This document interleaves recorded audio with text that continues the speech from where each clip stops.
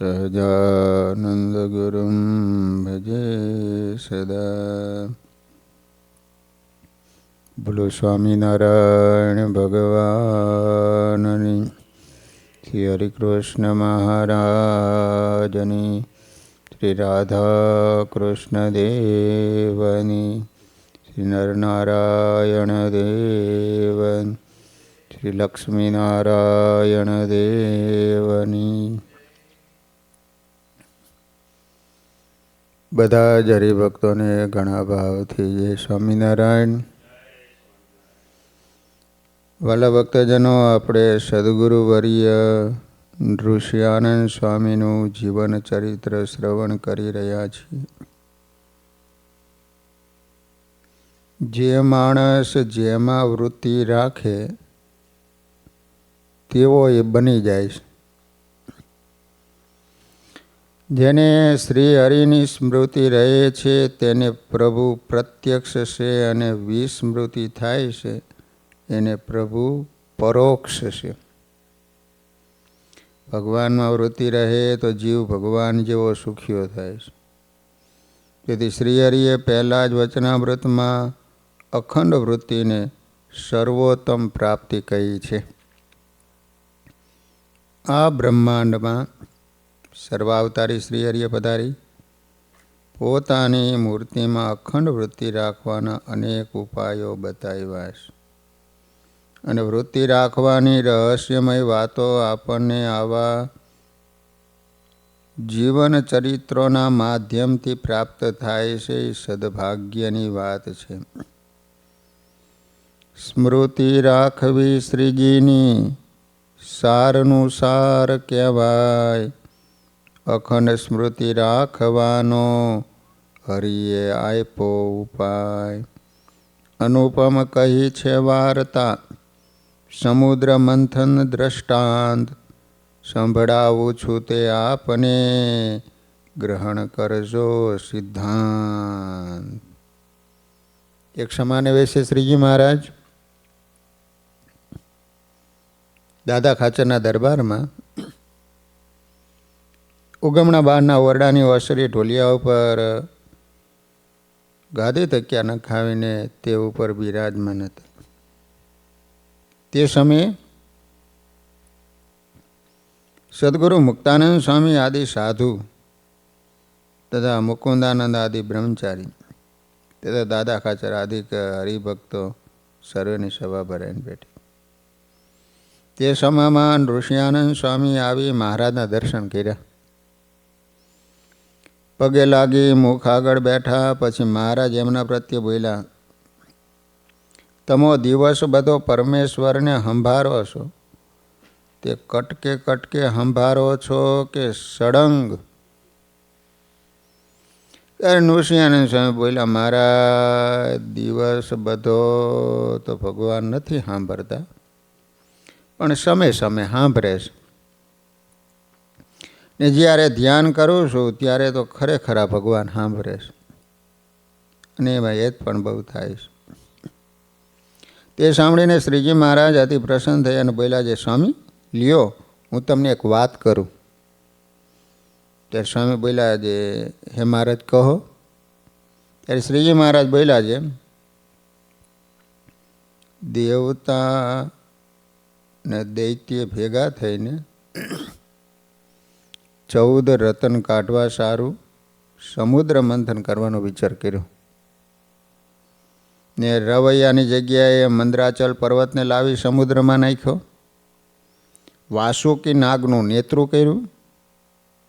સામસામા દેવ અને દૈત્યના બે પક્ષ થઈ દરિયાને વલોવા માંડ્યો. પણ મંદરાચલ સ્થિર ટકી શક્યો નહીં, હેઠે ઉતરી જવા લાગ્યો. ત્યારે દેવ અને દૈત્યોએ મળી ભગવાનની પ્રાર્થના કરીને ત્યારે ભગવાને આવી કાચબાનું રૂપ ધરી મંદરાચલ પર્વતને પોતાની પીઠ ઉપર ઠેરાવીને સ્થિર કર્યો. પછી વલોવા માંડ્યા. ઘણી મહેનત કરીને થાકી ગયા, પણ કોઈ રતન નીકળ્યા નહીં. ત્યારે બંને પક્ષના દેવ અને દૈત્યો નિરાશ થઈ ગયા. અને એ સમયે ભગવાન ત્યાં આવ્યાની હિંમત આપીને પોતે દેવો તરફનું નેતૃ ચાલીને તાણવા લઈ ગયા. આમ સમુદ્રને વલોયો, એમાંથી અનુક્રમે 14 રત્નો નીકળ્યા. તેમાં છેલ્લે ધન્વંતરી ભગવાન અમૃતનો ઘડો લઈને નીકળ્યા. ત્યારે દેવતા અને દૈત્ય બહુ રાજી થયા અને બોલ્યા છે, આપણો સર્વે અર્થ સિદ્ધ થયો. ભાઈ ભગવાન કે અમૃતનો ઘડો છે હો, તે સૌના દાખલા પ્રમાણે અને ભાગ પ્રમાણે વેચી લો. એમ પ્રભુએ કહ્યું, છતાં દૈત્યો અમૃતનો ઘડો લઈને નાસી ગયા. ત્યારે દેવતા બોલ્યા છે, એક તો દૈત્યો અમારાથી બળ્યા છે, વળી અમૃત પીશે એટલે અમને અમારા સ્થાનમાં પણ નહીં રહેવા દે, એવા બળિયા થશે. એમ કહી નિરાશ થયા અને ભગવાન આગળ આવીને પગે લાગીને બેઠા અને પ્રાર્થના કરી, મહારાજ અમારે શું કરવું? પછી ભગવાને ઇન્દ્ર આદિક સર્વે દેવતાની હિંમત દીધીને કહ્યું, તમે કાંઈ ફિકર રાખશો નહીં, ભગવાન સૌનું સારું કરશે. એમ કહીને ભગવાન મોહિનીનું રૂપ ધારણ કરી અસુરોની સમીપમાં ચોગાન જગ્યામાં જઈને ઊભા રહ્યા. ત્યાં દૈત્ય મોહિની રૂપ ભગવાન સામું જોઈને કામાતુર બનીને વિહવળ થઈ ગયા અને માહોમાહી લડવા લાગ્યા. પછી અમૃતનો ઘડો લઈને મોહિની રૂપ ભગવાન પાસે આવ્યા ને એમ બોલ્યા છે, આ અમૃતનો ઘડો તમે લ્યો અને અમને સર્વને વેચી આપો. ત્યારે એમાં ધર્મવાળા દૈત્યો હતા એ બોલ્યા, હે મોહિની, દેવો અને દૈત્યો બંનેનો સરખો દાખલો માટે સર્વને સરખા ભાગે વેચી આપો. ત્યારે મોહિની રૂપ ભગવાન બોલ્યા, હું તો સ્વેરિણી સ્ત્રી છું. 3 પ્રકારની સ્ત્રી છે ને, કામિની, પુંશ્ચલી અને સ્વેરિણી. એમાં સ્વેરિણી એટલે પોતાની ઈચ્છા પ્રમાણે વર્તનારી, એને કોઈ પણ પ્રકારનું બંધન ન હોય, પોતાની ઈચ્છા થાય સ્વતંત્ર ફર્યા કરે, એને સ્વેરિણી કહેવાય. મારો વિશ્વાસ કરશો નહીં, જો કરશો તો હું મારી નજરમાં આવશે એમ કરીશ, કારણ કે હું સ્વેરિણી છું, મને મનમાં આવે એમ જ કરું છું. ત્યારે દૈત્યોએ કહ્યું, ઠીક, તમારી નજરમાં આવે એમ અમૃતનો ઘડો વેચી આપો. પછી મોહિની રૂપ ભગવાન દેવો અને દૈત્યો પ્રત્યે બોલ્યા, 2 પંક્તિમાં થઈ જાઓ. એટલે પંક્તિ થઈ હો. પછી મોહિની રૂપ ભગવાને પ્રથમ દેવતાને અમૃત પાવા માંડ્યું. ત્યારે રાહુએ જાણ્યું છે, રખે બધું અમૃત દેવોને પાઈ દઈશ તો આપણે રહી જઈશું. આ વિચારીને દૈત્યની પંક્તિમાંથી ઉઠીને દેવોની પંક્તિમાં આવી ચંદ્ર અને સૂર્યની વચમાં બેસી ગયો. તેથી સૂર્ય અને ચંદ્ર દબાઈ ગયા, પણ બીકના માર્યા એની સામે બોલી શક્યા નહીં. પછી ભગવાને દેવતાની પંક્તિમાં અમૃત પાતા પાતા સૂર્યને પાઈ રાહુને આપ્યું. તે સમયમાં સૂર્યએ ચંદ્રને શાન કરીને કહ્યું, આ દૈત્ય છે. ત્યારે મોહિનીએ ચક્ર મેલી દૈત્યનું માથું કાપી નાખ્યું. ભગવાને સમસ્યા કરી કે આ અમારા માયલો નથી. ભગવાને તરત ચક્ર મૂક્યું, માથું કાપીને. તે દિવસથી સૂર્ય અને ચંદ્ર સાથે રાહુને વહેર બંધાણું, કારણ કે અમૃત પી ગયો હતો એટલે મર્યો નહીં. 2 ધડ થઈ ગયા, ધડ અલગ ને માથું અલગ થયું, પણ એ મર્યા નહીં. રાહુ ને કેતુ થયા 2. એટલે ત્યારથી એને નડે છે સૂર્ય અને ચંદ્રને, એટલે સૂર્યગ્રહણ ને ચંદ્રગ્રહણ થાય એ વખતે એને ગ્રહણ કરવા માટે આવે. તે હજુ સુધી 2ને પીડે છે. કઈ રીતે? તો રાહુનું મંડળ સૂર્યના મંડળથી 10,000 જોજન દૂર છે, અને ત્યાંથી કોઈ સમયે વેર લેવા માટે સૂર્ય સામું લડવા આવે. ત્યારે સૂર્ય પણ પોતાના 10,000 બાણ ને તે રાહુ ઉપર નાખે છે, પણ કોઈ રીતે એનો પરાભવ થતો નથી. તેથી સૂર્ય ગ્લાનિ પામી જાય અને ભગવાનની પ્રાર્થના કરે. પછી ભગવાનની સ્મૃતિ કરે છે અને કહે છે, હે ભગવાન, આ રાહુ મારાથી જીતાય એમ નથી, ને એ મને મારશે ને તમે મને અહીં સ્થાપ્યો છો, પરંતુ હવે રહેવા દેશે નહીં. એવી પ્રાર્થના સાંભળી ભગવાન સૂર્યની રક્ષા કરવા સુદર્શન ચક્રને મોકલે છે. તે સુદર્શન ચક્રે પૂર્વે રાહુનું માથું કાપી નાખેલું, તેથી તે જોઈને રાહુ ભાગે ને એની વાંસે ચક્ર થાય છે. પછી તેનાથી ડરીને તે પોતાની જે જગ્યાએ સ્થાપન કર્યો છે ત્યાં જતો રહે. પછી ચક્ર પાછું ફરીને સૂર્યની પાસે આવે એટલે સૂર્ય એ ચક્રની પૂજા સ્તુતિ કરીને એમ કહે, હવે તમો તમારી જગ્યાએ પધારો. એવી પ્રાર્થના કરે ત્યારે ચક્ર પોતાની જગ્યાએ જઈને બેસે. એ દ્રષ્ટાંતનું સિદ્ધાંત એ છે જે સૂર્યને ઠેકાણે જીવ છે, રાહુને ઠેકાણે કારણ શરીર રૂપ સંકલ્પ વિકલ્પ છે. એ બેને અનાદિનું વેર છે. તે કેવી રીતે? તો માયાના સંકલ્પ છે જે વિષય ભોગવવા, અને જીવને વિષય ભોગવવા દેવા નથી. તેથી એનું વેર લેવા જીવના હામાં પૂરે સંકલ્પો ચાલે. તે જીવને હઠાવી નાખે અને એનું કાંઈ ચાલવા દેતા નથી. ને સંકલ્પ રૂપ થઈને પોતાના સ્વરૂપને અને ભગવાનના સ્વરૂપને ભૂલી જાય છે. અને દેહરૂપ, ધનરૂપ, સ્ત્રીરૂપ, માન મોટપ રૂપ થઈ જાય છે. તેથી તે માયા આગળ પરાજય પામે છે અને જન્મ મરણ અને લખ 84માં ભટકે છે અને દુઃખી થાય છે. એવો અસમર્થ જીવ જ્યારે ભગવાન સામું જુએ છે ને ત્યારે ભગવાન સુદર્શન ચક્રરૂપ પોતાની સ્મૃતિને પહેરે છે. પછી જીવ જેમ જેમ શ્રીહરિની સ્મૃતિ કરે તેમ તેમ એના સંકલ્પો નાશ પામે છે. કહેતા કારણ શરીર નાશ પામે છે. કેમ છે? ભગવાનના ભક્તને કારણ શરીરના સંકલ્પ રૂપ રાહુને મારવા માટે ભગવાનની સ્મૃતિ એ જ સુદર્શન ચક્ર છે. તે વાત સાંભળીને ઋષિયાનંદ સ્વામી તથા મુક્તાનંદ સ્વામી વગેરે સર્વે સાધુ તથા સર્વે સભાજનો બહુ રાજી થયા હો. અને પરસ્પર એમ બોલ્યા, જે આ પ્રત્યક્ષ મહારાજ છે એમની સ્મૃતિ રાખવી એ જ મોટામાં મોટો લાભ છે. અને એની સ્મૃતિ નથી થતી તે બહુ મોટી ખોટ છે. માટે અભ્યાસ કરવો, વૃત્તિ રાખવા દિરાત, તો પોતાના આત્મામાં પ્રગટશે હરિ સાક્ષાત. જેમ સાકર ખાય તો મોઢું ગળ્યું થાય, તેમ જો શ્રી હરિની સ્મૃતિ રાખીએ તો જીવન સુધરી જાય, અંતરમાં ટાઢું થાય. દોરી ઉપર સૂકવેલા ભીના કપડાં જેમ વાયુના લહર કે હુકાઈ જાય છે એની ખબર રહેતી નથી, તેમ જે મૂર્તિમાં વૃત્તિ રાખે એની તમામ વાસના બળી જાય છે. માટે વારે વારે શ્રીહરિને સંભાળ્યા કરવા, એક સેકન્ડ પણ પ્રભુને ભૂલવા નહીં. કેમ? જે અખંડ સ્મૃતિ રાખવી એ જ આપણું કર્તવ્ય છે, આપણું લક્ષ્ય છે.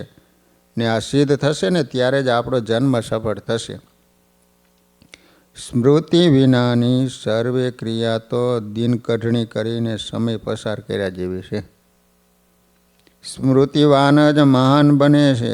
એનો જીવ અતિ બળિયો થાય અને એને છતાં દેહ અક્ષરધામનો અનુભવ થાય છે. લો, માટે સુખિયા થવું હોય ને તો શ્રી હરિની સ્મૃતિ અને સત્પુરુષનો સંગ આ બે ક્યારેય છોડતા નહીં.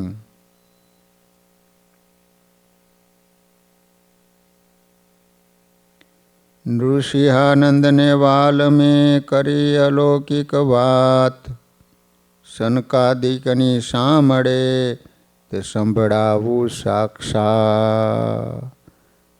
શ્રી હરિએ સનકાદિકોની મોટપ તથા એમની કસર બંને કહી છે.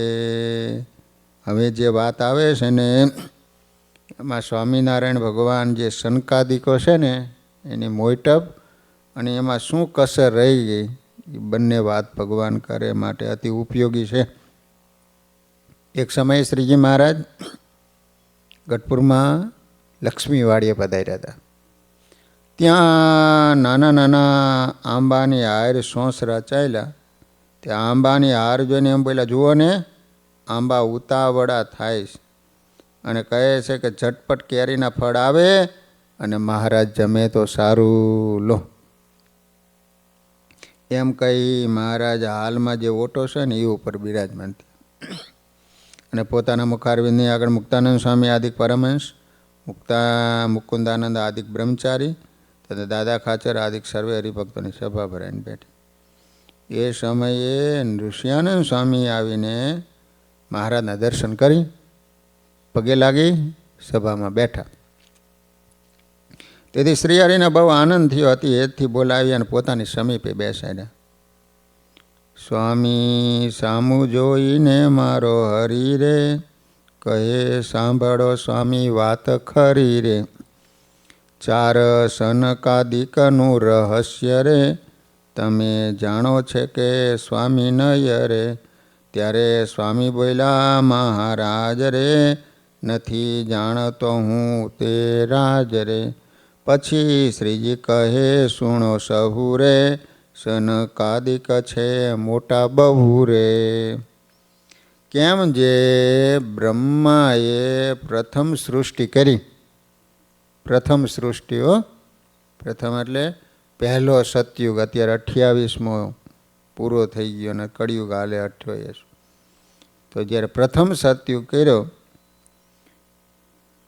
ત્યારે પ્રથમ એ ચારયને સર્જ્યા. લો બ્રહ્માજીએ ભગવાનના કહેવાથી આ ચાર સંકાદિકની ઉત્પત્તિ કરી. પછી બ્રહ્મા એમ બોલ્યા, હવે તમે સૃષ્ટિ કરો.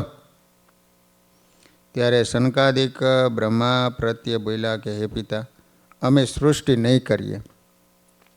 કેમ છે, અમે તો નિવૃત્તિ ધર્મના પ્રવર્તક છીએ અને અખંડ બ્રહ્મચર્ય વ્રતને પાળવાવાળા છે. ત્યારે બ્રહ્મા કહે, તમે મારા પુત્ર થઈને મારું નહીં માનો? પછી સનકાદિક બોલ્યા, હે પિતાજી, એ તમારું વચન તો મનાય એમ નથી. તેથી બ્રહ્માને રીહ ચડી હો ને પોતાની પ્રકૃતિ ખેંચાડીને ક્રોધ થયો. તેમાંથી શિવજી ઉત્પન્ન થયા. પછી તેના દ્વારા સૃષ્ટિ કરાવી અને સનકાદિકોને બ્રહ્માએ શ્રાપ આપ્યો કે તમે સદા આવા ને આવા રહેશો અને કાઢી મૂક્યા. એવા એ સનકાદિક મોટા છે અને અખંડ અહિંસા ધર્મ અને બ્રહ્મચર્ય વ્રતને પાડનાર અને પડાવનાર છે. લો, હવે એ સનકાદિકની બીજી મોટાઈઓ કહું છું. તેઓ કાળની વૃત્તિથી સદા પર રહે છે. કાળ એને બાધ ન કરી શકે. આપણે કેમ જૈનમાં હવે મોટા થવા માંડ્યા, સનકાદિકો સદાયને માટે 5 જ વર્ષના રહે, ગમે એટલા વર્ષો જાય ને, કારણ કે એને કાળ વૃત્તિથી સદા પર રહે છે. અર્થાત તેઓ કાયમ 5 જ વર્ષના રહે. તેમને કાળ કાંઈ કરી શકતો જ નથી. બીજું, આત્મસત્તા રૂપમાં સ્થિર રહે છે. તે આત્માનો ભાવ નિરંતર સ્ફુર્યા કરે છે. તો સતત આત્મસત્તામાં જ રહે, સતત આત્માનું જ એને અનુસંધાન રહે છે. કહેતા સદા બ્રહ્મરૂપે જ રહે છે. અને ત્રીજી સ્થિતિ ભગવાનને અખંડ જોયા કરે છે. લો, અખંડ ભગવાનને જોયા કરે છે. બધા ભગવાનમાં બહુ હેત કરે છે અને એ રીતે કરવામાં એમને શ્રદ્ધા બહુ છે પાછી. પણ એમાં કોઈ દિવસ પ્રમાદ, આળસ કે કોઈ દોષ આડો આવે નહીં. એમ નિરંતર કર્યા કરે, મોડા પડે નહીં. આમ પહેલું અખંડ અહિંસા ધર્મવાળા, બીજું બ્રહ્મચર્યવાળા, ત્રીજું કાળથી પર, ચોથું આત્મનિષ્ઠાની દ્રઢતા, પાંચમું અખંડ સ્મૃતિ રાખવી. આ 5 ગુણો એમનામાં મહાન છે. લો સનકાદિકોમાં આ એમની મોટપ છે. અને આ સનકાદિકનું રહસ્ય છે. ત્યારે કહેશો છે તો એ ધામને કેમ નથી પામતા, ધામમાં કેમ ના જતા ભગવાનની પાસે? એમ શ્રીજી મહારાજ બોલ્યા, તે શંકાદિકની સમજણમાં બે દોષ છે તે કહીએ છીએ. એને હૈયામાં એમ રહે છે જે આ લોકમાં નિવૃત્તિ ધર્મના પ્રવર્તક અમે છીએ એવો અહમ એને રહે છે. આત્મામાં અખંડ સ્થિતિ છે, અખંડ વૃત્તિ છે, છતાં કરતાપણાનો રાગ છૂટતો નથી. ત્યાં સુધી ધામ ન મળે. અમે નિવૃત્ત ધર્મના પ્રવર્તક છીએ આવો પોતામાં કરતા ભાવ માનો એ જ બંધન છે. ઘણાને પોતે કાંઈ દાન પુણ્ય કર્યું હોય, વ્રત તપ કે જપ કર્યા હોય, એનું લિસ્ટ મગજમાં સતત રીમાં જ કરે છે. આ અહમ ઈશ્વર પ્રાપ્તિમાં આડો ગઢ બને છે. ભગવાન જ સર્વ કરતા છે, મેં કાંઈ કર્યું નથી અને મારે કાંઈ કરવાનું જ નથી. શ્રી હરિ જે કરે છે એને અકર્તાપણે રહી સાક્ષી ભાવે જોયા કરવાનું. આટલું જ મારે કરવાનું છે. આવું જ્ઞાન શંકાદિકને નહોતું. તેઓ કોઈ મોટી સંસ્થાના સ્થાપક કે વ્યવસ્થાપક નહોતા, પરંતુ અમે નિવૃત્તિ ધર્મના પ્રવર્તક છીએ આવું સદગુણનું અહમ પણ એમને અક્ષરધામમાં જતાં આડું આવ્યું. બાહ્ય દ્રષ્ટિએ ઊંટની જેમ બીજાના જ અંગો વાંકા છે એમ દેખ્યા કરીએ અને ખોટ ખોડ્યા કરીએ, તેથી આપણને શું લાભ થાય? માટે આપણામાં આવી ખોટ હોય ને તો એને ઓળખવી ને ટાળવી. હવે બીજી ખોટ બતાવતા ભગવાન કહે છે કે વિરાટ પુરુષની એમને ઉપાસના છે. એટલે વિરાટની ઉપાસના હોય ત્યાં સુધી ધામમાં ન જઈ શકે. એમને ઉપાસનામાં લોચો છે. વિરાટ પુરુષને પુરુષોત્તમ નારાયણ માને છે. શ્રી હરિ તો વચનાવૃત ગરડા મધ્યના 31માં કહે છે કે જેમ જીવને 3 દેહ છે ને, એમાં જ વૈરાટ પુરુષના વિરાટ સૂત્રાત્મા અવ્યાકૃતિ 3 દેહ ને દેહ 8 આવરણ યુક્ત છે ને એ દેહ મહતત્વાદિક 24 તત્વ એ દ્વારે થયો છે. તે એ વિરાટને વિશે ઇન્દ્રિયો અંતઃકરણને દેવતાએ પ્રવેશ કર્યો અને એને ઉઠાડવા માંડ્યો ને વિરાટનો જીવ પણ માઈ હતો તો પણ વિરાટ ઊભું થયું નહીં, ઉઠ્યું નહીં. અને જ્યારે ક્ષેત્રજ્ઞ એવા જે વાસુદેવ ભગવાન તે પુરુષ રૂપે કરીને એમાં આવ્યા ને ત્યારે વિરાટ દેહ ઉઠ્યું ને એ વૈરાજ પુરુષ પોતાની ક્રિયાને વિશે સમર્થ થયા. એવી રીતે ઈશ્વર જે વૈરાજ પુરુષ ને આ જીવ એ સર્વેના પ્રકાશક તો પુરુષ રૂપે કરીને પુરુષોત્તમ એવો વાસુદેવ છે. અને વૈરાજ પુરુષ પણ જીવની પેઠે બદ્ધ જ છે. તે દ્વિપરાર્ધ સુધી પોતાની આવરદા ભોગવે ત્યાં સુધી બદ્ધ વર્તે છે. આવા બદ્ધ ઈશ્વરને તે શંકાદિકો ભગવાન માનીને ભજે છે. એ મોટા મોટી ખામી છે. એ જ એમનામાં મોટી ખામી. તેથી ભગવાનના ધામને નથી પામતા. હજી ફરે છે શંકાદિકો. અને વૈરાજ પુરુષનો પ્રલય થાય ત્યારે એને એ પુરુષનો સંબંધ સાક્ષાત થાય. કેમ છે એનો બાપ જે પુરુષ તે સમર્થ છે તે એને એટલો જાળવે છે અને વૈરાજ પુરુષને માયાનો સંબંધ રહ્યો છે માટે પ્રલયને અંતે પાછો માયામાંથી ઉપજે છે. પ્રલય થાય એટલે માયામાં પાછા લીન થાય. પાછું જ્યારે સર્જન થાય ત્યારે પાછો વિરાટ પુરુષ ઉત્પન્ન થાય. હવે એની ઉપાસના હોય એટલે કઈ રીતે ભગવાનના ધામમાં જાય? પોતે જ પોતા ભગવાનના ધામમાં નથી ગયા તો એની ઉપાસના કરે તો એ કઈ રીતે જઈ શકે એમ. અને આ જીવ છે તે જેવો પોતે બદ્ધ છે ને અસમર્થ જ છે.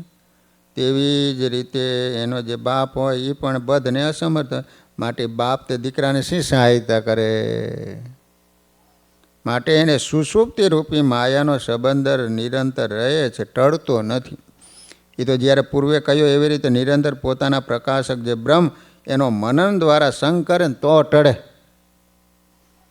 વળી એ વિરાટ પુરુષ પણ સંકર્ષણ, અનિરુદ્ધ, પ્રદ્યુમ્નની ઉપાસના કરે છે. એમાં પ્રલયરૂપ અવસ્થાને વિશે સંકર્ષણની ઉપાસના કરે છે અને સ્થિતિરૂપ અવસ્થાને વિશે પ્રદ્યુમ્નની ઉપાસના કરે છે અને ઉત્પત્તિરૂપ અવસ્થાને વિશે અનિરુદ્ધની ઉપાસના કરે છે. આ ચતુર્વ્યૂહ કહેવાય છે. તો એમાં 3 સગુણ છે અને એક નિર્ગુણ છે. વાસુદેવ ભગવાન એ નિર્ગુણ છે. એટલે ત્રણની ઉપાસના કરે ત્યાં સુધી ન થાય ને, ત્યાં સુધી સગુણ જ રહે. ભગવાન વાસુદેવની ઉપાસના કરે તો ધામને પામે. અને શંકર્ષણાદિક ત્રણ જે વાસુદેવ ભગવાનના સગુણ રૂપ છે તેની ઉપાસનાને બળે કરીને એ વૈરાજ પુરુષ જે તે ઉત્પત્તિ સ્થિતિને પ્રલયરૂપ ક્રિયાને વિશે સામર્થ્યને પામે છે. અને જ્યાં સુધી ત્રણની ઉપાસના કરે ત્યાં સુધી એને ઉત્પત્તિ સ્થિતિ પ્રલયરૂપ જે માયાનો સંબંધ ટળતો નથી. અને જ્યારે નિર્ગુણ એવા જે વાસુદેવ ભગવાન એની ઉપાસના કરે છે ત્યારે જે વૈરાજ પુરુષ માયાનો ત્યાગ કરીને બ્રહ્મરૂપ થાય છે. જેમ આ જીવ છે, જીવ તે બ્રહ્માદિક દેવરૂપે ભગવાનની ઉપાસના કરે ત્યારે ધર્મ અર્થ કામરૂપ ફળને પામે. અને જ્યારે ભગવાનના અવતાર જે રામકૃષ્ણાદિક એની ઉપાસના કરે ત્યારે બ્રહ્મરૂપ થાય ને એને મુક્તિ થાય. એમ એ વિરાટ પુરુષને પણ છે. જ્યાં સુધી ભગવાનની ઉપાસના ન થાય ત્યાં સુધી એનો છુટકારો નથી. તો સનકાદિકોને એમની ઉપાસના છે, એટલા માટે સનકાદિકો ભગવાનના ધામને પામ્યા નથી. અને વૈરાજ પુરુષ દ્વારા અવતાર થાય છે એમ શાસ્ત્રમાં કહ્યું છે. એ તો એમ સમજવું છે એ જે વાસુદેવ નારાયણ તે પુરુષ રૂપે કરીને વૈરાજ પુરુષને વિશે આવીને બિરાજમાન હોય ત્યારે અવતાર કયા માટે? અવતાર તો સર્વ વાસુદેવ ભગવાનના જ છે. શું કીધું? એ તો ભગવાન પુરુષ રૂપે કરીને વૈરાજ પુરુષને આવે છે, પણ મૂળ સામર્થ્ય તો ભગવાનનું જ છે. એટલે અવતાર બધા ભગવાનના કહેવાય, એ વૈરાજ પુરુષના ન કહેવાય. પણ વૈરાજ પુરુષના નહીં એમ શંકાદુકોને સમજાતું નથી. પણ વાસુદેવ ભગવાન જ્યારે પ્રતિલોમ પણ એ વૈરાજ પુરુષ થકી નોખા પડી જાય ત્યારે એ કેવળ વૈરાજ પુરુષ થકી અવતાર સંભવે નહીં. જો એમાંથી વાસુદેવનો પ્રવેશ નીકળી જાય તો એમાંથી અવતારો ન થાય. માટે એ થકી અવતાર તો એને વિશે વાસુદેવ આવ્યા તે સારું કયા છે.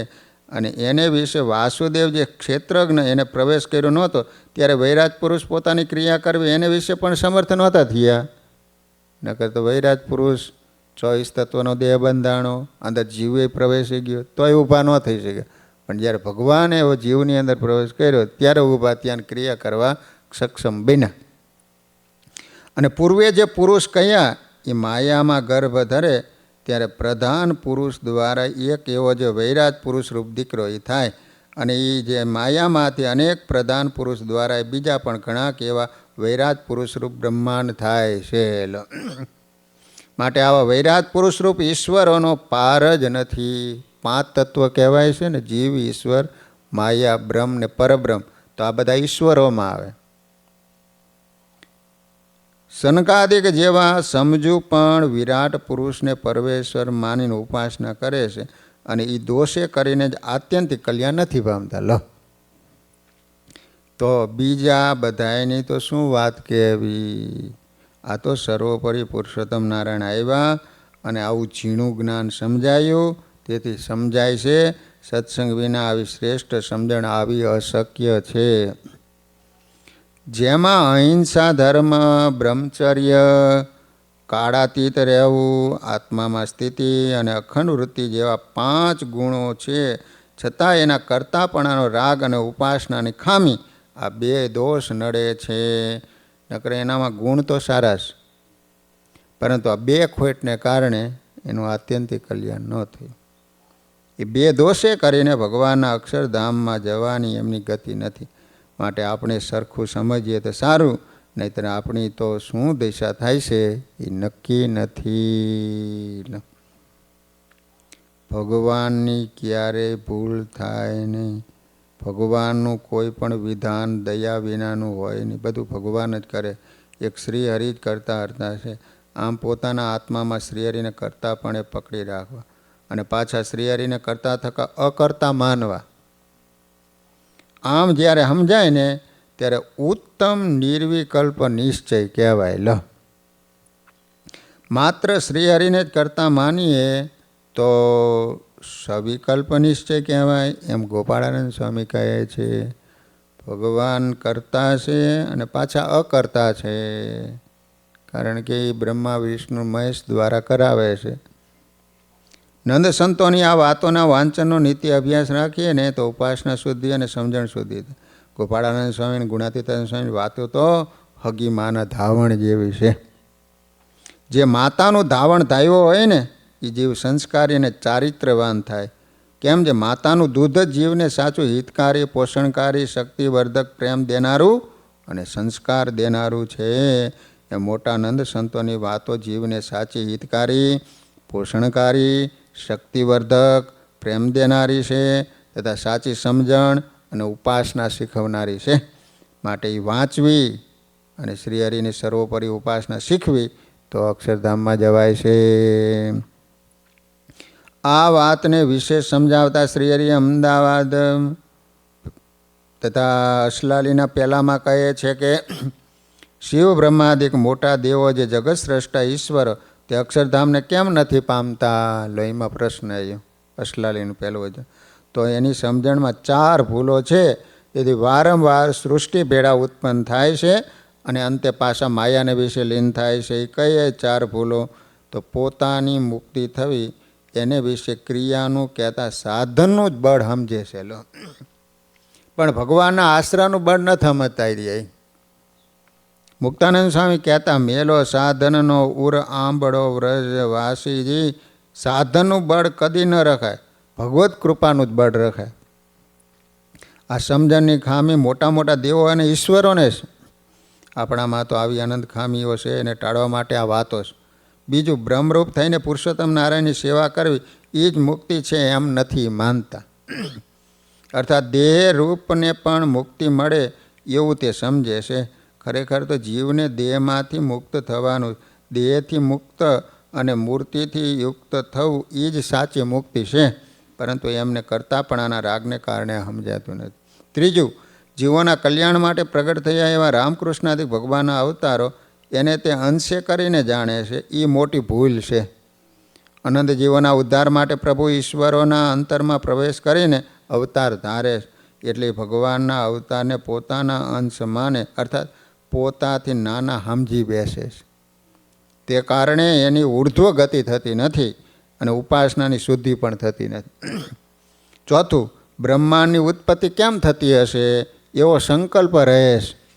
તેથી ભગવાને એને ઉત્પત્તિ આદિકમાં જોડ્યા છે. આમ આ જગતને જાણવાની જિજ્ઞાસારૂપી વાસના પણ જીવને નડે છે. જાણવા માણવા જેવો તો આત્મા અને પરમાત્મા બે જ છે. તેનું જ્ઞાન જ જીવને મુક્તિ આપે. તેથી શ્રીહરિ ગરડા પ્રથમના 24માં કહે, જ્ઞાન તો પ્રકૃતિ પુરુષ થકી પર છે. અર્થાત આ બ્રહ્માંડોની ઉત્પત્તિ આદિક બધું જ જાણતો હોય છતાં તે એક પ્રકારનું અજ્ઞાન જ છે. કેમ છે? એ એને બંધન કરે છે. આ 4 પ્રકારની ખોટ મોટા મોટા દેવો અને ઈશ્વરોને છે. તેથી સર્વોપરી પુરુષોત્તમ નારાયણના અક્ષરધામને પામતા નથી. અને આજે આ સત્સંગમાં કોઈ અક્ષરધામના મહામુક્ત જેવા સંતો ભક્તો હોય અને એની પાસે જો સાચી સમજણ શીખીએ, એનો મહિમા રાખી સમાગમ કરીએ તો આપણી આ કસર ઓળખાય. પછી અન્ય સંકલ્પો છૂટે અને આ ભૂલો સુધરે. તેથી શ્રીહરિ કહે છે તે ભૂલ અને સમજણ ભગવાનના એકાંતિક જ્ઞાની ભક્તોનો સમાગમ કરી યથાર્થ જ્ઞાનની દ્રઢતા કરે ત્યારે ટળે. પછી બ્રહ્મરૂપ થઈ ભગવાનના ધામને પામે અને મહાસુખીઓ થાય. આવી આ દિવ્ય વાતો છે. માટે કોઈ વાતનો ક્યારે આવા ન દેવો અહંકાર, સારા સારા નિજ ગુણમાં નિજને પડવા ન દેવો ભાર. કોઈ વાતનો ક્યારે અહંકાર આવવા દેવો નહીં. यह काम मैंने किया वो सबसे बड़ा अज्ञान है. હું કરું છું આ ભાવ જ મોટું અજ્ઞાન છે. હું કરું એ જ અજ્ઞાનતા, શકટનો ભાર જેમ શ્વાન તાણે. માટે એક શ્રીહરિને કરતા માનવા એ જ પરમ કલ્યાણ. દાદા ખાચર સત્સંગી જીવનમાં શું બોલ્યા?